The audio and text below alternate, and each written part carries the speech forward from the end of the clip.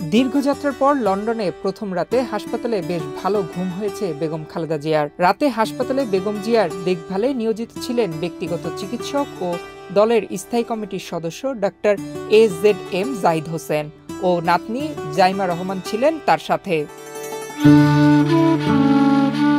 আজ সারাদিন doctor Patrick কেনেডির তত্ত্বাবধানে মূলত নানা ধরনের পরীক্ষা নিরীক্ষার ভেতর দিয়ে যাবেন বেগম জিয়া। তারপর সকল পরীক্ষার ফলাফল হাতে নিয়ে তার চিকিৎসার জন্য লন্ডন, বাংলাদেশ ও আমেরিকার ডাক্তারদের সমন্বয়ে মেডিকেল বোর্ড চিকিৎসার পরবর্তী ধাপ ঠিক করবেন। আপাতত কিছুদিন বেগম জিয়াকে হাসপাতালেই থাকতে হবে। সকাল থেকেই তারেক রহমান হাসপাতালে উপস্থিত হয়ে সকল পরীক্ষা নিরীক্ষার পর্যবেক্ষণ করেছেন। রাতে বেগম জিয়ার জন্য তারেক রহমানের বাসা থেকে ডাক্তার জোবাইদা রহমানের রান্না করা খাবার আসে। রাতের খাবারের মেনু ছিল কম মশলা দিয়ে চিকেন কারি, সাদা রাইস, ডাল ও সালাদ। খালেদা জিয়ার স্বাস্থ্যের অবস্থা অনুযায়ী ডাক্তারের নির্দেশনা মেনেই খাবারের এমন আয়োজন।